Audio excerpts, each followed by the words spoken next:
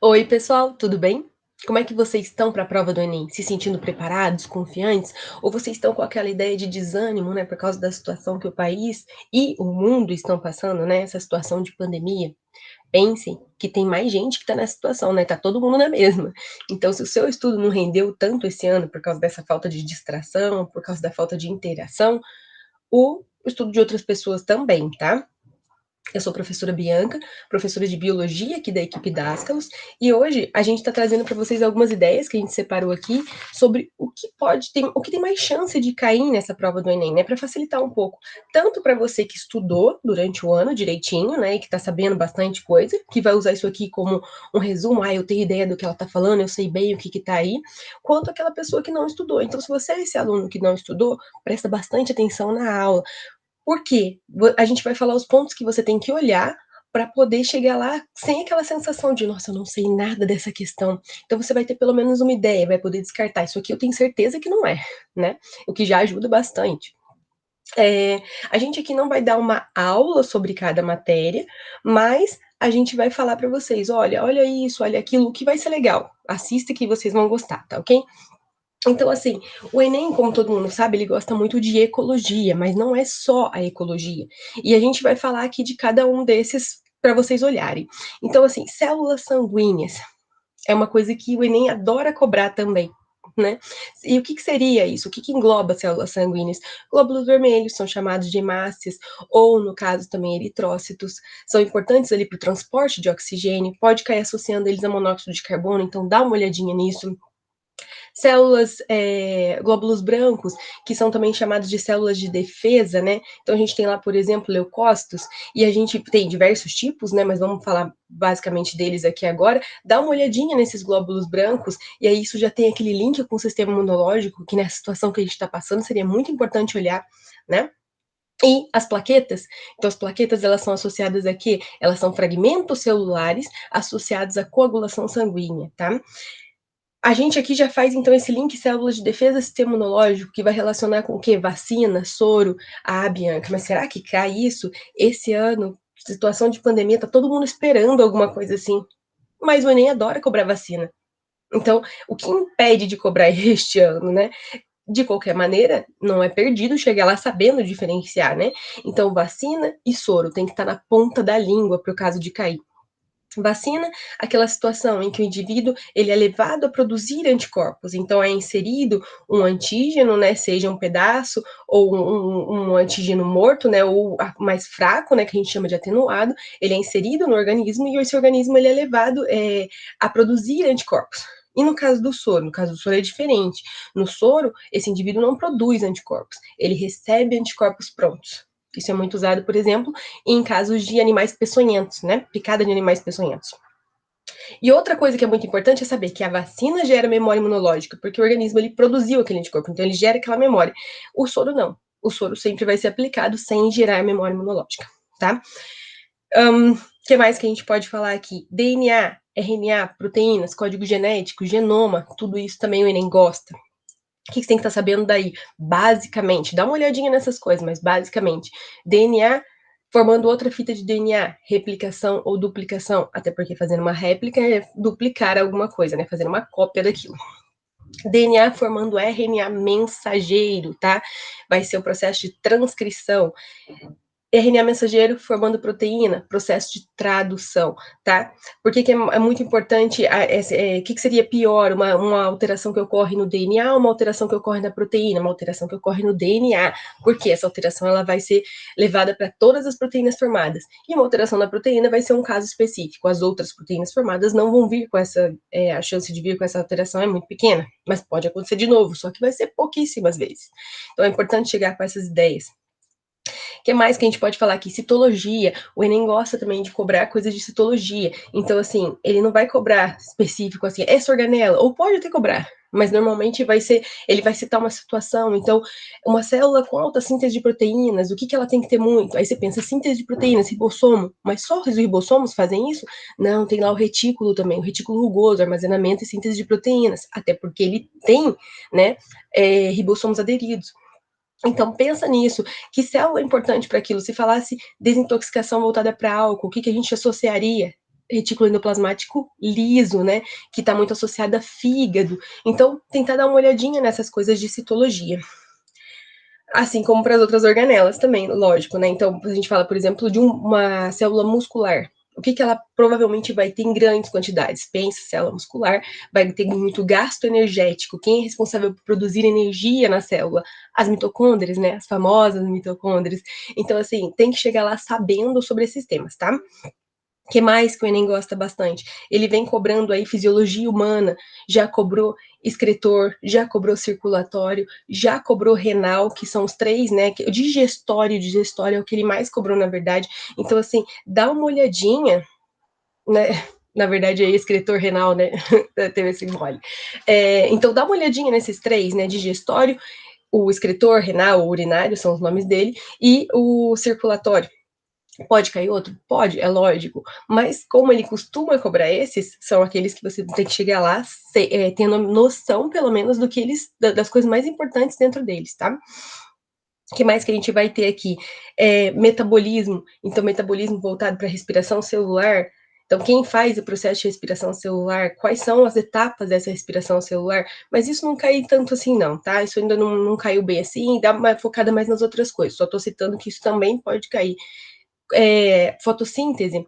Fotossíntese também, então anabolismo, catabolismo, quem que vai estar formando substâncias? Na fotossíntese a gente tem a construção de substâncias, né? A formação, a síntese de substâncias. Então é uma reação anabólica. E se a gente fala, por exemplo, da digestão, é um processo de quebra de substâncias, então é uma reação catabólica, né?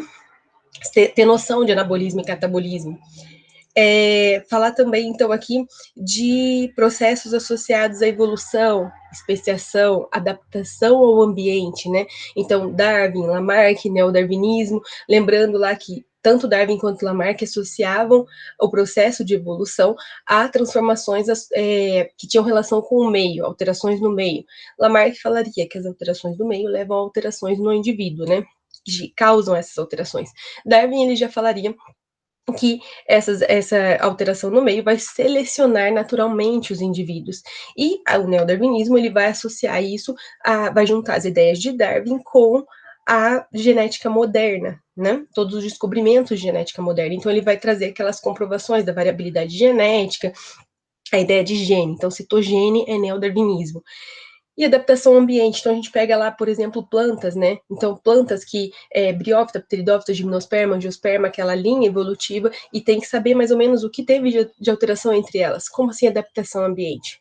Pteridófitas já começaram a viver ali na terra, né? Então a gente consegue, elas ficaram um pouco menos dependentes de água, e aí as briófitas, que eram muito dependentes, tinha o transporte delas, inclusive, era feito por difusão, célula a célula, elas agora passam a ter vasos condutores, então a partir de pteridófitos existem os vasos condutores. Quando começa a ter as flores, quando começa a ter sementes, então isso é importante saber.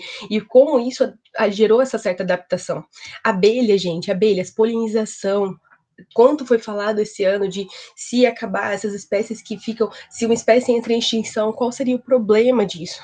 Então, abelhas estão em alta e a gente precisa delas, elas são super importantes para a polinização do ambiente, né? Pensar em tudo isso, tá?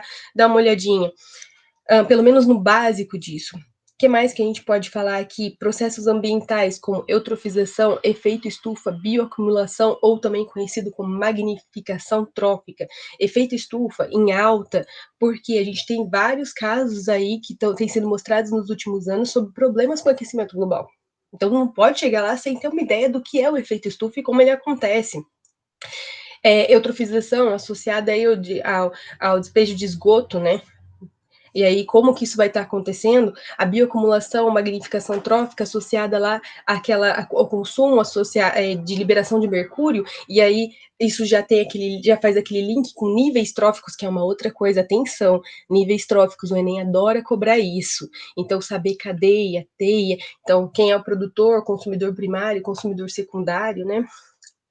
Se um desses organismos é atingido, no caso, por uma substância, quando a gente fala de bioacumulação, magnificação trófica, o que vai estar acontecendo? Essa substância vai estar se concentrando cada vez mais conforme aumenta aquele nível trófico. Tá, ok? Então fica bem atento, dá uma olhadinha nisso, tem grande chance de cair. Também associado a nicho, hábito. Então, o que é isso para o organismo, né? Então seria aquela ideia de o nicho, o que que vai ser? Vai ser tudo aquilo que ele tem costume de fazer, é como se fosse a nossa rotina, né, o nosso dia a dia, o habitat é onde ele vive. Então é como se fosse o nosso endereço, e o nicho é tudo aquilo que a gente faz. Então, fica bem atento a isso, para não errar uma bobeirinha no Enem, né? Qualquer ponto que a gente ganhe é vantagem. Outra coisa, membrana plasmática. Eu até acredito que pode cair alguma coisinha esse ano. Então, membrana plasmática, qual é a constituição lipoproteica? Que tipo de transporte pode ser realizado ali, né? Osmose, difusão, e aí você vai ver difusão simples, difusão facilitada, tá ok? Então, dá uma olhadinha nisso também. Protozoários, protozooses, né? Então, o que, que seria isso? Vírus, bactéria, pode cair? Pode, a gente está aí com um problema né, mundial com relação ao vírus, então saber, ter essa ideia de taxonomia também, qual alteração teve, né, e de como são geradas essas doenças, lógico, não vai dar tempo de olhar tudo, mas olhar pelo menos o básico disso, então o que seria, o que, que você tem que saber sobre vírus, são parasitas intracelulares obrigatórios, como que ele pode afetar o nosso sistema, né, o nosso sistema imunológico, o nosso sistema, por exemplo, um sistema pulmonar, no caso, né? Então, fica atento. Controle de pragas, a gente teve aí problema também relacionado a gafanhotos. Então, como que a gente pode fazer o controle de pragas, né? Então, teve um aumento, como é que a gente vai fazer redução de uma população que teve um aumento, de repente, seja uma espécie exótica que chegou, né, uma espécie que não é daquele ambiente, ou seja, algum organismo que, por algum motivo, começou a se reproduzir demais? Como que a gente vai tratar isso? Dá uma olhadinha nisso. Então, controle de pragas, Enem gosta. E por último, que a gente trouxe aqui, né, tem dois temas, são ciclos biogeoquímicos, que não dá para ir para o Enem sem dar uma olhadinha, então ciclo do carbono, ciclo do nitrogênio, são os principais, mas já caiu também voltado para o ciclo da água. Se não me engano, uma vez ciclo da água, tá? E biotecnologia, que é o último que a gente vai falar aqui, que o Enem poderia cobrar. Então, lógico que pode ter outras coisas, mas a gente pegou as coisas que ele mais cobra. Então, essas coisas você não pode chegar lá sem saber, tá? Biotecnologia, células-tronco, transgênicos. Então, quando você tem lá a troca, né? Pega o gene de uma espécie, coloca na outra, pega daquela, coloca numa outra, e aí você tem um animal que brilha, por exemplo, porque você pegou aquele gene do animal que tinha para brilhar, e aí você colocou nesse outro animal e ele começou a brilhar também. Ou CRISPR-Cas9, que a gente vai ter aí, então, essa edição de genes. Dá uma olhadinha em edição de genes, são coisas novas, são coisas que o Enem pode cobrar. São coisas que vêm crescendo a cada tempo como uma forma de tratamento a determinadas doenças, tá? Que atingem grande parte da população. Bom, espero que vocês tenham gostado das dicas. Infelizmente, agora a gente não preparou a aula de tudo isso, levaria bastante tempo, mas a gente preparou isso para vocês. Em um dia vocês conseguem olhar os detalhes de cada uma dessas coisas e a gente deu aqui aquela pincelada, tá ok? Então, muito obrigada. Eu vou ficando por aqui hoje. Peço que vocês não esqueçam de curtir o vídeo, né? Se vocês gostaram. Aciona o sininho para sempre que a gente lançar um vídeo receber notificação. Essa semana aí a gente está lançando, desde a semana passada, já diversos vídeos sobre o Enem. E durante o ano a gente sempre lança vídeos sobre todas as matérias, né? Então fica atento, fica aí mais uma vez o meu muito obrigado, o meu boa sorte para vocês na prova e até a próxima.